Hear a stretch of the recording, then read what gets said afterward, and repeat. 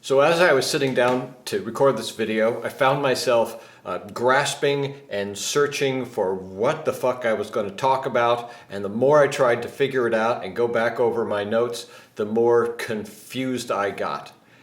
And what I was experiencing was exactly what this video is about, which is the confluence of anxiety and confusion. Now, we know what these things feel like, right?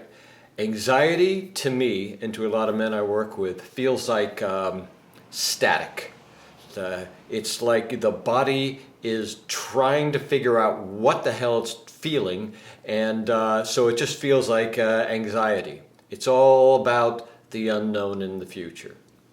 Confusion is the same, except it's in your thinking. You don't know what to do, what to say, what action to take. And they both have this same scrambled feeling. And the way I see it is that confusion is anxiety of the thinking, and anxiety is confusion of the emotions. So what do we do with all this confusion and anxiety? Well, just like you can't get to where you're going without knowing where you are, it's the same with anxiety and confusion. We always try, especially with confusion, try to figure things out. I had a long history of when I was confused, I didn't know which way to go, I would create a pros and cons list. Now, my brain really welcomed this sort of thinking, but it didn't really solve anything because none of the solutions came from a more intuitive place. And certainly anxiety, for a lot of guys, creates a sense of I don't know what to do. It's a frozenness, right? So the first thing in helping these two things along is to not do anything. The more we try to unravel anxiety or confusion, the worse it gets. It's like you got a tangle of ropes, and by trying to figure them out, solve them, we start yanking on the ends and yanking, and the knot gets tighter and tighter and tighter. So what do? How about nothing? This is where being an observer of your state, whether it's anxiety or confusion, is to just look at the knots. And we don't believe that the knots are going to unravel themselves. Thus, we try to do something about it.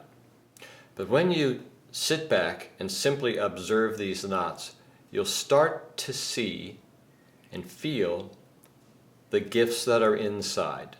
Because all anxiety and confusion are doing are keeping, it's your way, it's your ego's way of not feeling or not solving what is right there to be solved and to be felt. So both are smoke screens.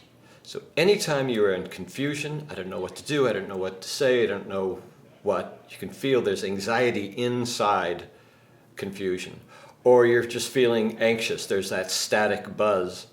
And that's just a confusion of what you're feeling inside. When I say observe, you cannot be your confusion or anxiety and observe your anxiety and confusion. Just like if you look across, if I look there and I see a painting, that painting, because I am observing it, is not me.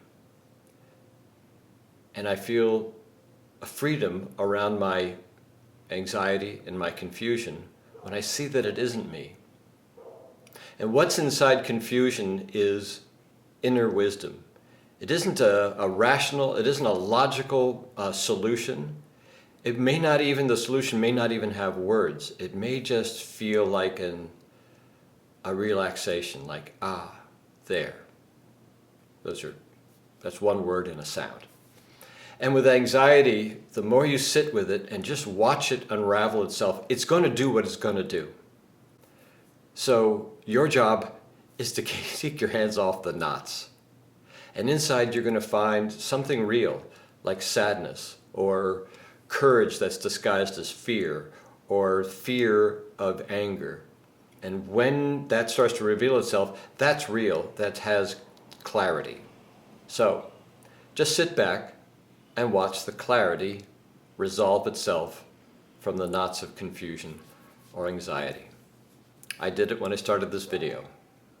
I'm not sure how successful I was, but I did start talking and I did make sense. Anyway, hope that helps, guys.